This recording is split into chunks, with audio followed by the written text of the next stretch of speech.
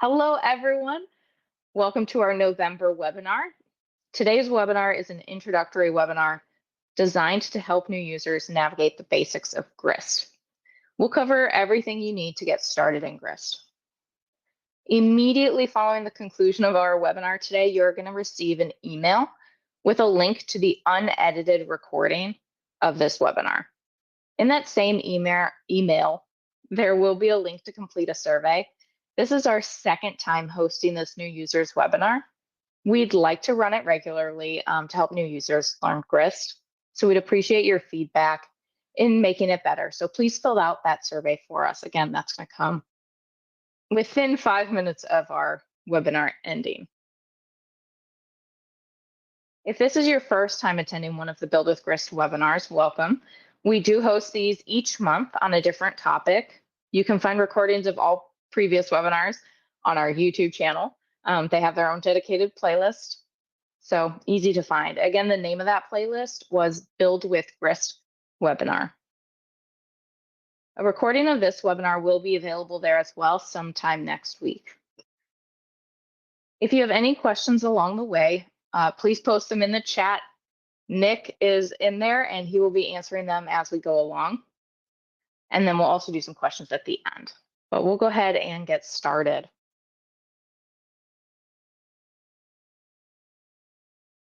Up on your screen, you see a Grist homepage, and that's what we're going to walk through first. What we're looking at here is my team site. One of the things that trips people up right at the very beginning is the difference between a team site and a personal site. Every Grist account has a personal site. Most people have team sites, but everyone will have a personal site. So up here in the upper left, we have a site switcher. You can click it. It has a couple different options at the top, but then here at the bottom, you can switch between different sites that you're a part of. Anywhere you see the @ sign, everyone's going to have that. That is your personal site. That's just for you. And then you might have some team sites. So here I've got my test site, which is Diagon Alley Chamber of Commerce, and then Grist Labs Public Docs, which obviously are owned by Grist. It's where we keep a lot of the templates and other useful information. With a personal site, that's going to be for documents that you really just need for yourself. You still can share them similar to how you can with a team site. The difference is with a team, like Diagon Alley Chamber of Commerce, you can collaborate with more people. So the Grist team has Grist Labs Public Docs. That's where we put documents that we need to collaborate on together. Whereas my personal site, I might have my travel planning document where I'm planning out my next trip. Not something that the rest of the team needs. It's really just for me. That's on my personal site. So if you're trying to find a document and you're like, oh, I know I created this, try checking your other sites. I know, especially the beginning, as you're getting used to how it's laid out, it's easy to create it in your personal site and mean to create it in your team site. And there's easy ways to move it. We will touch on that later, but that is the team or site switcher here. Now, like I said, this is a team site. You can add team members to a team site up here using that Manage Team button. You're going to see this menu several different places. For this, we're managing members of the team site as a whole. So anyone on my team, I can add an email address and I can invite them.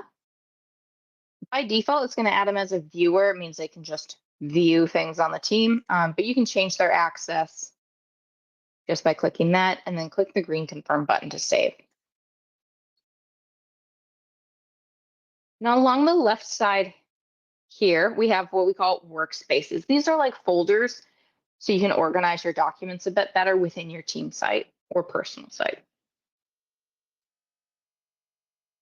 Now here I'm doing my home folder, but I have an HR folder, a marketing folder, and then past webinar docs. You can manage these folders by clicking this three-dot icon. You have the option to rename a workspace. You can delete a workspace, and then you can manage users. So I'm going to use HR as an example here. I have a team full of people. Most do not need access to the HR workspace. I can manage that access by clicking this three-dot menu and click Manage Users. And now by default, this inherit access is normally set to in full. With HR, there's probably only one or two people who need access to those documents within that workspace. We can change it to none. And then because I had this set up previously, Daisy was already added. Daisy is a member of the HR team. And then you can grant access here as well. And so that's managing the access just to that folder. So if I create more documents in this folder, only Daisy and I would have access because we're the only ones listed here. Now, if you want to add a new workspace or document, these both live in the same place. It's this green Add New button. You can create a document, import a document, but this is where Create Workspace lives. So you just click that, you give it a name, and now you have a new workspace.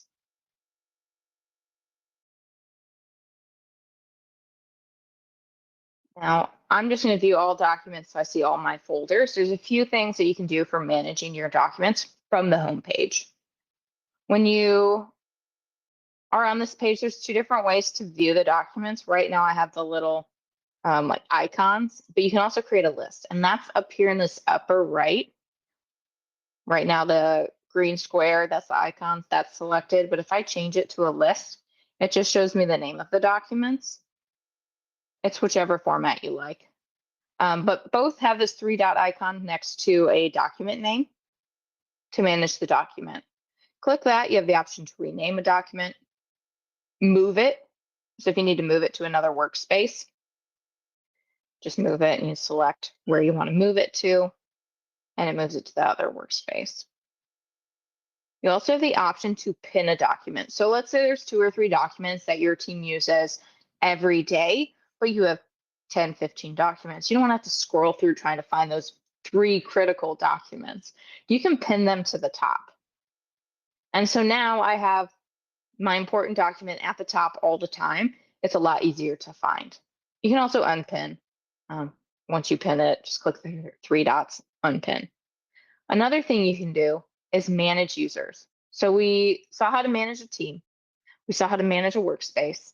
And now we can manage users on a specific document. And that's this final option here. And so again, by default, it's going to inherit access from the workspace. So it's like a tree. You have the team at the top, the workspace here, and then the document at the bottom. The document inherits access from the workspace, and the workspace inherits access from the team. And so you can change that inherit access here. In full just means that whatever the workspace assigns is what the document has. You can change it to any of these options. If you have very selective people who need to see it, click none, and then you can add whatever team members need to have access. You can change their access here and then save.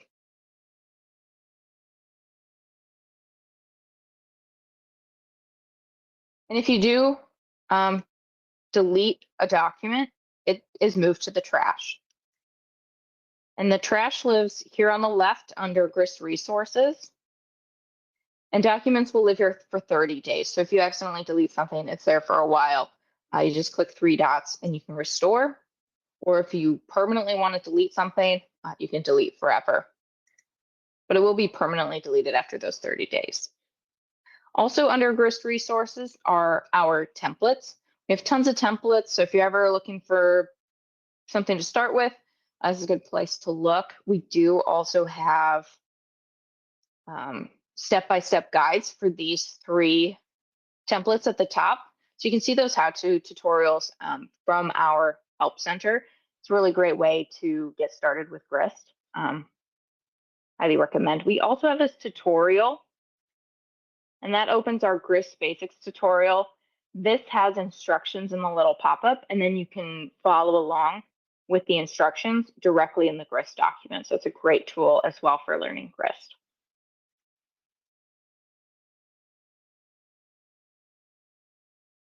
And the last thing here at the bottom is our Help Center.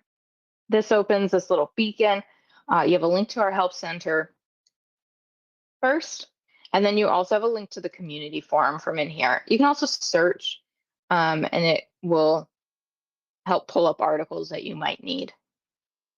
This is our Help Center. It also has a search, so if there's ever something you're looking for in the product and you see, I want to learn more about this, just type in whatever it is, and you'll probably find the article that goes with it. It's there's a lot of information here. Definitely check it out. Definitely use the search function if there's something specific you want to learn about. And then this is our community forum, great place to ask questions, show off something you've built, see what other people have built. And as I said right at the start, I do post webinar reminders for upcoming webinars, as well as links to the recordings within our community. Okay, let's get started with a new document. So you just click Add New, and you can create an empty document. Expand this navigation bar. These green vertical bars will let you expand or collapse the menus on the two sides. So this is a new document. If you want to rename your document, you can do that from the breadcrumbs at the top. Here you see Untitled Document. I can change it to whatever I want, call it New Document. You can also rename the page. So you see Table 1 here, and here, and here. So 3 different places. This renames the page, which is also shown over here. So when I rename it, it renames it here. You also have the option to rename a page by clicking this 3-dot menu and then click rename. Pages are similar to like the tabs in your like Excel or Google Sheets files. But with Excel and Google Sheets, typically you only just have a one table. Here you can add multiple widgets to a page. Here where we see table 1, that is our table name. We can rename the data itself. So let's say we were storing contact information. I can rename it to the contacts table. You do also have this other option, which is widget title, and that will rename the widget itself, but the table that's populating it will remain the same. So if you have a table of contact information and that table name is contacts, but here we just want to rename it to show, so we'll just call it contact information just for something slightly different. The underlying data table would stay the same, but our widget title would change. And that'll make more sense as we get into this further. And then on the left-hand side here, we have our tools. Access rules allows you to limit what users see within your document. This is a bit more advanced, so we won't cover it today. We do have a great article in our Help Center on it, just search access rules. And then we do have a couple webinars on access rules that I highly recommend checking out when you get to that point. They are great resources to follow along and slowly work through your rules. And of course, you can post to the community forum with questions as well, and we're happy to answer those. Raw data shows you all of the data that your document is built from. Right now, we just have that contacts table that I just created. The useful thing here is raw data will show your table with all of the data, all of the columns. As we're creating different views within your Grist document, you might have one table that shows 3 columns, but you have a bunch hidden. Or you might have the data filtered to only show some things. In raw data, that's where you can go to see everything unfiltered, not hidden. And we'll get to see a peek at that later as well. Document history here will update a right-hand navigation area. So we have activity. I haven't done much in this document, so there's not a lot of activity. It will show the activity for the selected table, but you can click this box to show all tables, and it's going to show you the last roughly 100 changes in your document. It does say who made the change as well and what time, and it'll show you like what the change was, what it changed to. All of that information is in there. We also have snapshots, which are like pictures of your entire document at different points in time. And so you can see we have 4 available. Let's say you have made a bunch of changes to your document and you've deleted a formula, and now you want to go back and figure out what that formula was. You can go back to a snapshot, just open the snapshot, find your change. If it's as simple as just copying a formula, you can do that. If you've run into an issue and you just want to revert to an older version, you can do that by going through the snapshot as well. Code view. This shows the information in your Grist document, but as code. It's really just a visual thing. You can't do anything, like you can't edit the code. But this can be a helpful place to find what formulas in your document. It's a great resource for those. And then we have our settings. This is our document settings. You can change the time zone. You can change the default currency. And there's a lot of other settings in here as well. And again, that's just document settings here on the left. And then finally, we have a link to our Help Center again, where you can get to the Help Center and the community forum quickly from within your document.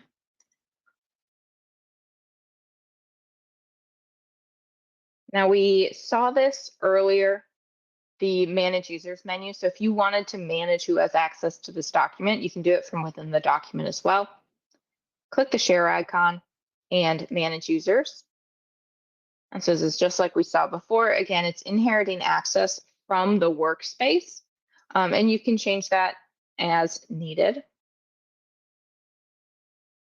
You can also share a document with 2 free guests per document.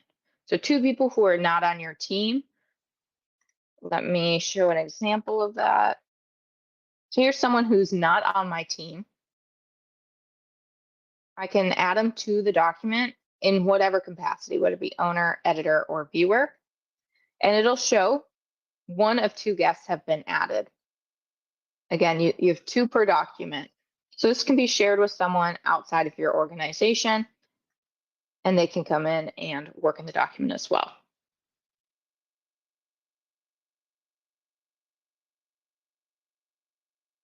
Another option in the share menu is duplicate document. This allows you to create a copy. So earlier I had mentioned how we have the personal site and the team site, and at the very beginning, sometimes it can happen where you create the document in the wrong place. You can use this duplicate document feature. You can create a copy of it, and you can select where you want to save it. So let's say this was supposed to be in my personal folder. I can just select personal, assign it to a workspace within my personal site, and I can save it. When I do that, it will create a new copy. So I'll have a copy on my personal site, but I'll still have this copy on my team site as well. So just make sure if, let's say you did create it in the wrong space, make sure to go back and delete the old one. We also have work on a copy. This is useful if you want to test a change without affecting the live working version. So let's say you want to test out some formulas, you can do that in a copy.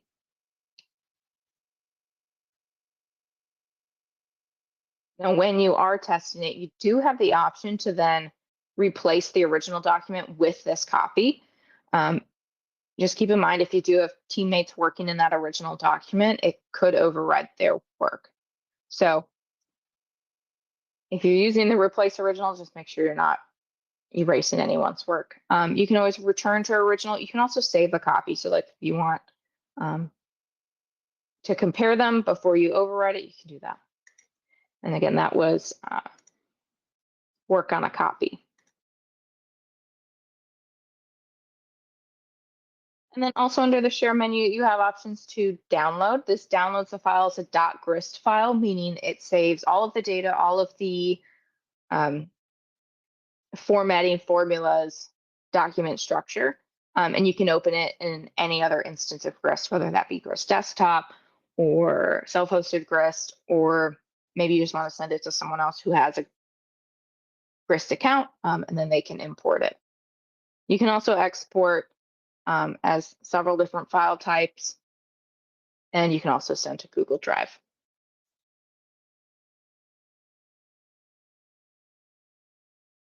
Okay, so let's enter some data.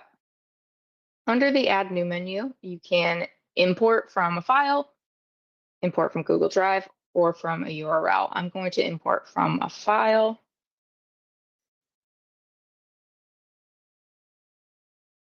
And so I'm just importing an Excel file, .xlsx.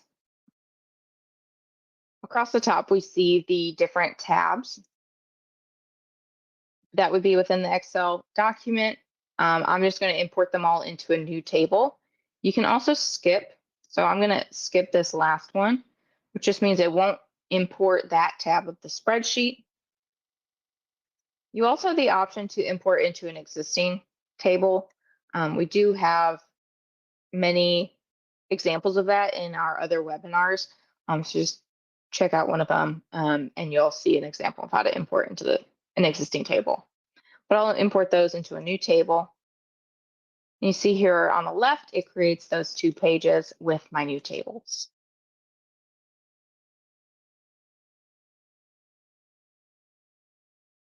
So within a table, you can rename columns. Just double click, make any change you need.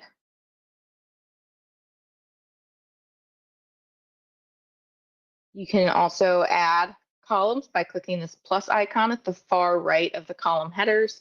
That opens the Add Column menu. You do have the option to just add a column and configure it later. You have the option to just add a type right away, add a formula column, several different options.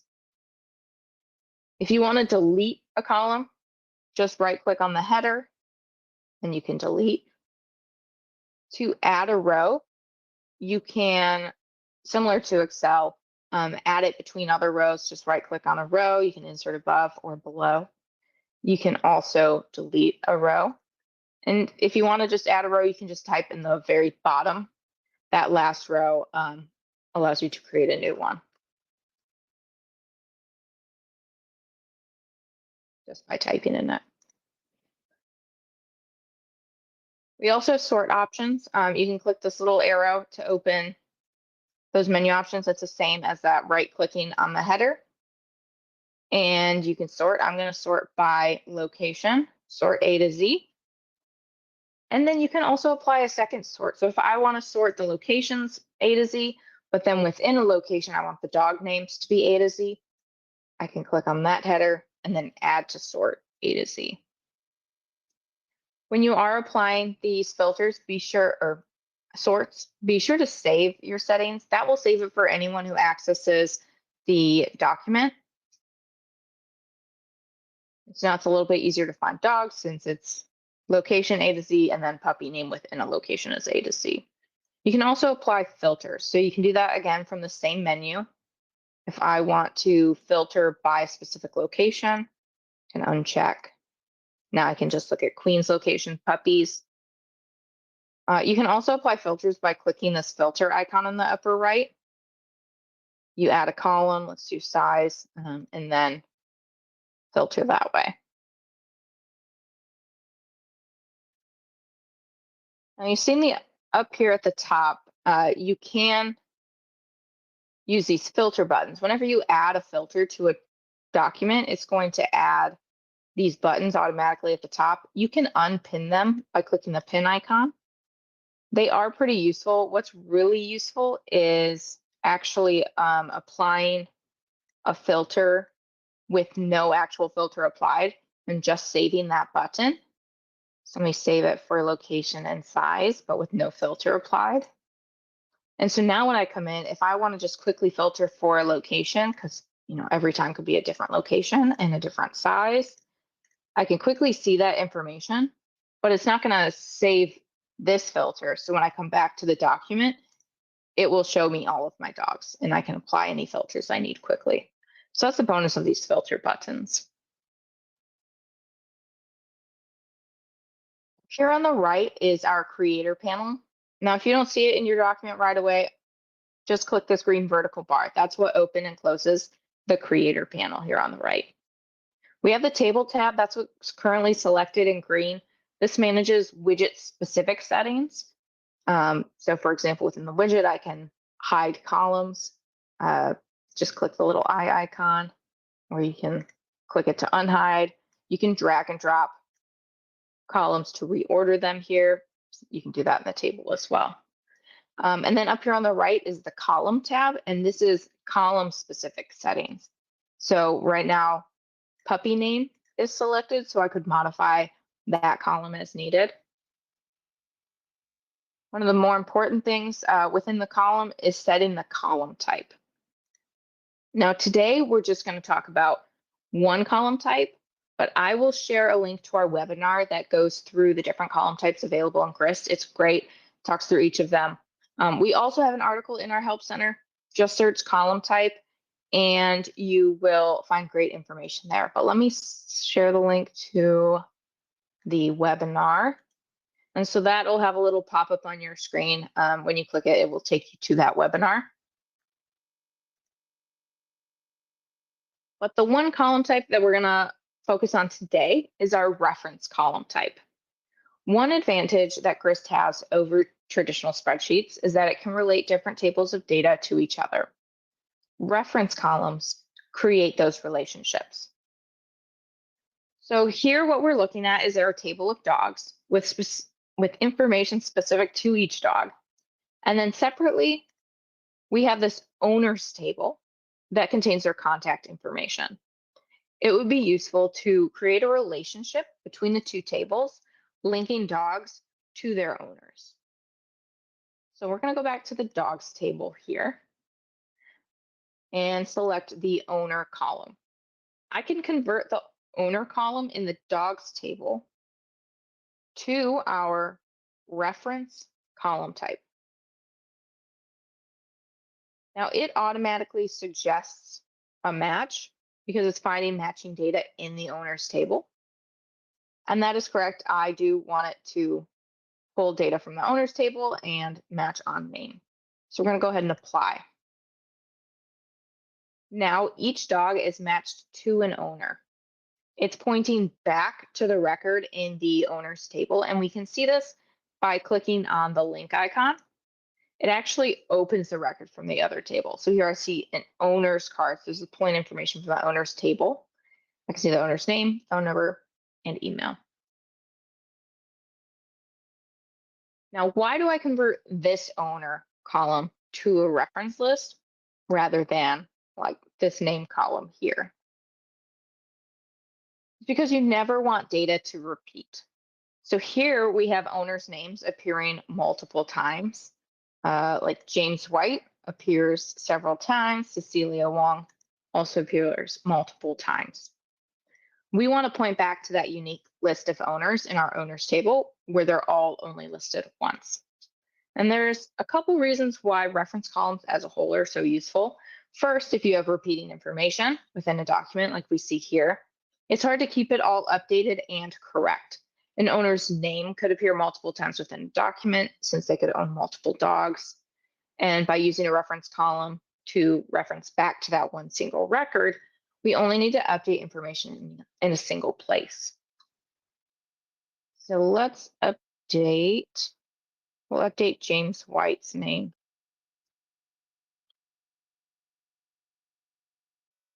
So if I update James to Jenny, and I go back to my dogs table, anywhere that James was listed now shows Jenny's name. And I just had to update it in the one spot. Maybe now Jenny is the contact person for their family's dogs. With this reference column, you can also pull in information from the referenced record. So if I wanted to list the owner's phone number in this dogs table, I could do that. We just click this plus icon because we want to add a new column. And now we have this option to look up information elsewhere in the document. Specifically, we want to look up information in the owner's table. The information in the square brackets is telling you how it's getting that information. So the owner column in this table is a reference column pointing to the owner's table. And so that's how we're getting this link. And we can pull in, let's say, phone number. I'm just going to drag that over here. And so now it's pulling that phone number information from the other table. Now, if I need to update the phone number, it's going to update the phone number everywhere too. So we'll update Jenny's phone number now that she's the contact person. And it updates anywhere her name is listed. So you just have to update a phone number once, update a name once, and it updates anywhere it is referenced. So it makes maintaining your database a lot easier. Reference columns are also useful for linking widgets. You can add multiple widgets to a page, essentially creating a dashboard. Now, while looking at our table of dogs here, it would be neat to just see owner information when we select a dog, instead of having to pull in these extra columns. We can do that using a linked widget. So to add a new widget to the page, we use our green Add New button. You have the option to add a page, which creates a new page, which we see on the left-hand side, but we just want to add it to the existing page. So we're going to add widget to this page. And then we can select our widgets. Again, these are all described greatly in our Help Center. Just search card widget or form widget and you'll find tons of information. For this one, we're going to select a card widget. It's just a nice way to view information for a single contact. And then you select the data that you want to populate your new widget. Now, as we said, we want to see owner information. So I'm going to select the owner's table. And then here we have a select by option up here. This allows you to create that linking. So when I select a dog, I want to see the owner's information. Here we just have the one option. We just have one table on the page, which is the dogs table. The little dot just tells us that there's a reference, and the reference is from the owner column, and that's how we're going to link these two widgets. And then add to page. And so now we have this nice little card that has the contact information for the owner. I'm going to go to that card tab, and I can edit the layout just by dragging and dropping. You can also change the theme and make it look a little different. Resize our widget, and now I can hide these bits of information from my table to kind of clean up the view. And so now I can see dogs. When I click on their name, I can see the owner's information. I will share a link to our references Help Center article. It covers everything we just went through. I know is a lot of information, and then some on reference columns. So definitely save that link for reference for the future. And then the last topic I want to cover today is summary tables. Summary tables are similar to pivot tables in spreadsheets, and they let you get table-wide totals or any subtotals. Let's say we want to know how many dogs are enrolled in our doggy daycare. A summary table would quickly give us that information. So to add a summary table, we click that green Add New button, and we're going to add the widget to this page. We're going to leave the table widget selected, but now we want to create a summary table. We want to summarize data about the dogs. So we just click this green summation icon next to dogs, and it's going to summarize our dogs table. We see this group by information. We're going to ignore that for now because we just want to summarize the table as a whole. And I'm just going to add to page. And so now I see that I have 23 dogs in my doggy daycare. Now, our dogs are at 2 different locations. So we might want a summary table that specifies how many dogs are at each location. We can do that too. So I'll go ahead and create another widget. So click that green Add New button, add a widget to the page. Again, we're summarizing the dogs table, but this time we want to summarize by location. So I'm going to select that in that group by, and then add to page. I didn't cover this. Let me jump back. If you want to rearrange widgets on your screen, hover over just to the upper left of the table name, and you see these two vertical bars appear. That's your handle. Click that and then drag it around. And as you drag it, you'll see the little dotted line. That shows you where it will drop. And it makes it easier to rearrange your page into something that makes more sense to you. And so now I can see my subtotals. So I see that I have 11 dogs at the Queens location, 12 dogs at the Brooklyn location.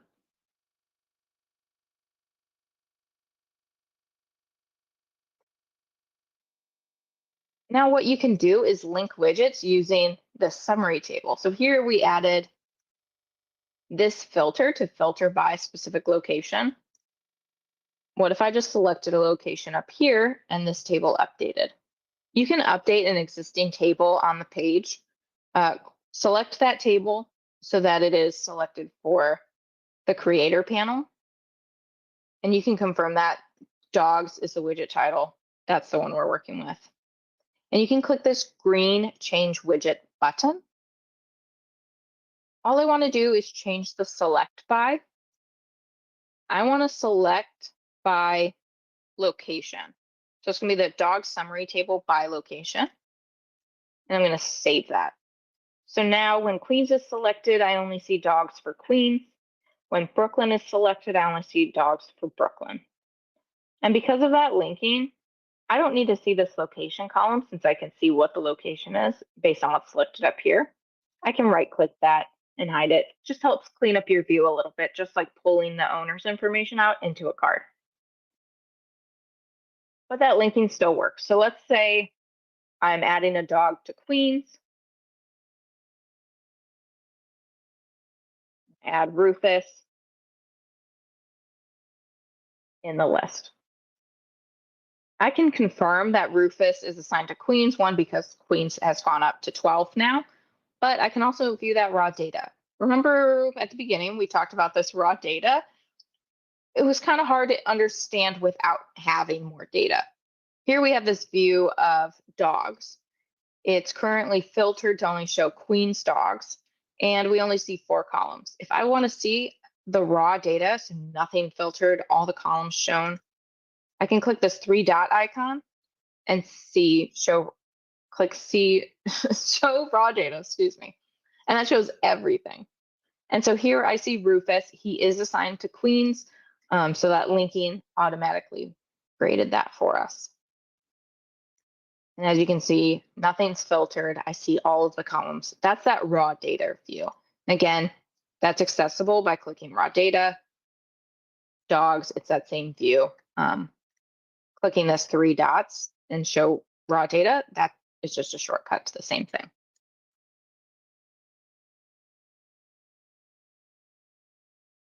Okay, I'm going to share a link now to our summary tables help article, and that walks through creating this table-wide total, how to create subtotals, how to link summary tables. All of that is included in this help article. Another great resource for you. And then one last thing I want to mention before we wrap up is about adding formulas in Grist. If you want to enter a formula into a column, let me add a new column just as an example. You just hit the equals key, and then you can start entering the formula. You can use Excel-like functions, some Grist-specific functions, and the entire Python standard library is available to you. The biggest difference between Grist and standard spreadsheets is that formulas apply to the entire column in Grist. So you don't have to drag and select cells to apply formulas. It will just apply to the entire column. I'm going to share a link to an article on formulas if you would like to learn more on that. We do also have an AI formula assistant. That's also linked in the same article. The handy thing with that is you can just say, let's see, this owner name and dog name together. See what it comes up with.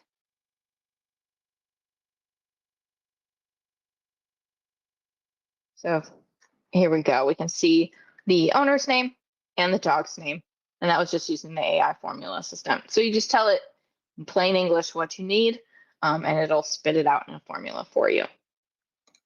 And that can be helpful when you're getting started with your documents, getting it set up. And with that, I'd like to open it up to questions. We did have one from registration that I'll answer right away. But if you have any questions, please put them in the chat and I can answer them for you. So the question from registration was, I would like to know how to print documents.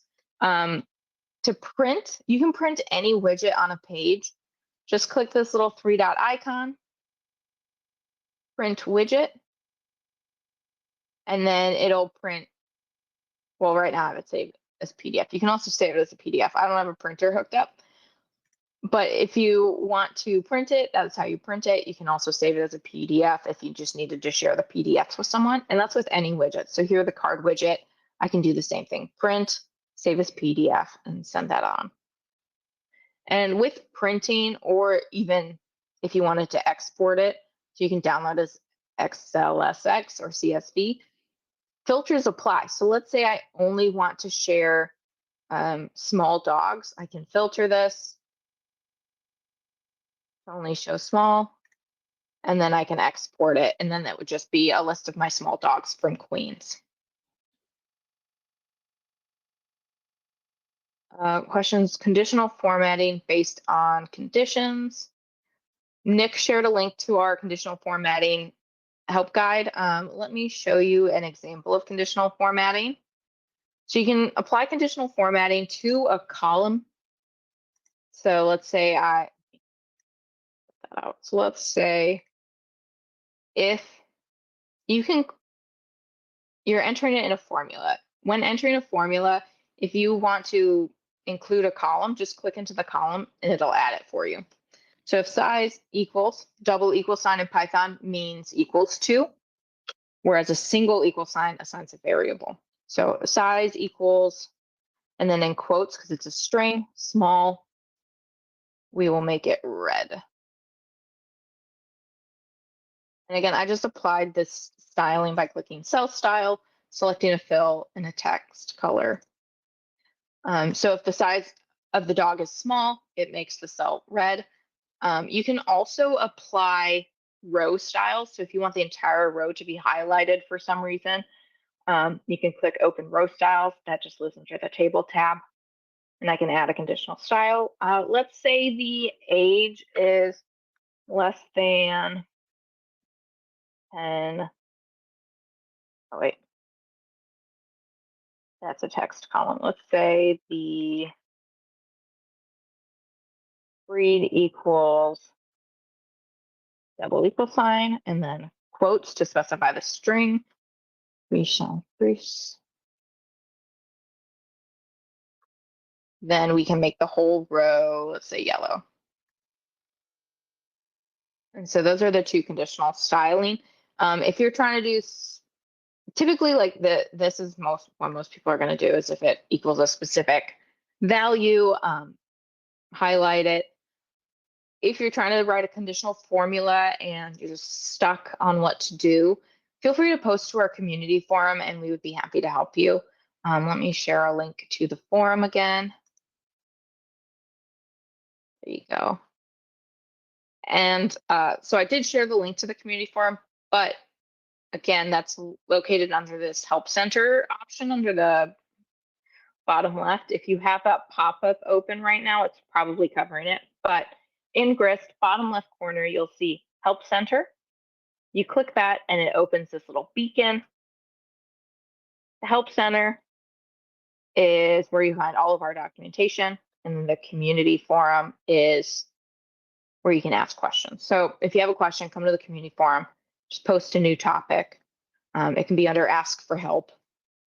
But if you're looking for information, just come to our help center. And up here in the upper right, you can use that search bar. So for example, if you want to learn about column types, type in column types and you'll see tons of information. Here, the column and types article is the most useful. We have a little video, and then it talks through all of the columns and how to add, remove, this little menu, etc. And if you have questions, once you're in your own documents, again, post to our community forum and we will be happy to help. And I'll wait a little bit longer to see if any questions come in. While I'm waiting, I'll show you guys one other thing here. This is kind of a newer feature in the last 2 weeks-ish, maybe. You can change this little icon on your team sites. So I think by default, it is the Grist logo. If you are the plan manager on your team site, you can change this. So it would be under billing account. And then right here, you can set your custom logo. Just click it. You would upload an image and it would just populate it. It's quite easy. So if I wanted to change it, I'll delete this one. I'll upload. I was playing around with this before. So now I set it to this little shield. It updates, and now I've got a little shield as my icon. Is there a way to lock cells or tables? Yes. That is access rules. This is not the document we were using, but we'll use it as an example. Under tools, when you're viewing a document, you have access rules. Again, this is a more advanced feature. So if you're looking at this and you're like, this is too much information right now, that's okay. We have whole webinars that focus just on this. You can lock cells like rows, you can lock columns, you can lock entire tables. You can also restrict people from editing formulas. Now, likely because you guys are attending this webinar, I'm just going to assume that you're likely the owner of your documents, your team site. As owner, typically you're going to have access to everything. Some people do set up special rules to lock themselves out of doing things. You would just come in, delete that rule if you need to change it. But you can add a table rule. Let's say we want inventory to only be accessible by, only be editable by owner, let's say. We can add a rule, user.access equals owner. Access meaning the access level that we set when we add people to the document. And I'm going to give myself full permissions for this table. And then you can add one for everyone else. And I'm just going to make it read only for everyone else. And I can save. And so now if someone comes in and they're an editor on the document and they come to inventory, this would be not editable for them. So I have a couple editors. So let's log in as them. The cool thing with access rules, you can click view as and then view as someone on your document. So Fred is an editor, but I just locked the inventory table. So let's say I try to edit it. It says blocked by table update access rules. So he can no longer edit that inventory table, but if I view as myself, I'm the document owner and I want to change this, I can still change it. Yeah, that hierarchy is correct. So Grist is kind of the big overarching thing. Within Grist, you do have multiple sites, whether that be a team site or a personal site. So within a team site or a personal site, you would then have your workspaces, and then within your workspace, you have documents. And for user access, it follows its same hierarchy. So we have the team, and people are assigned access at the team level, and then the workspace level, inherits access from the team, and then the documents inherit access from the workspace. Well, if no more questions, we will go ahead and end it there. Thank you so much for joining us today. Again, we do this every month, so join us next month as well. I'm not sure what our next topic will be, but you'll see it in our newsletter, so keep an eye out for that at the end of the month. Thank you so much, everyone. Have a great day.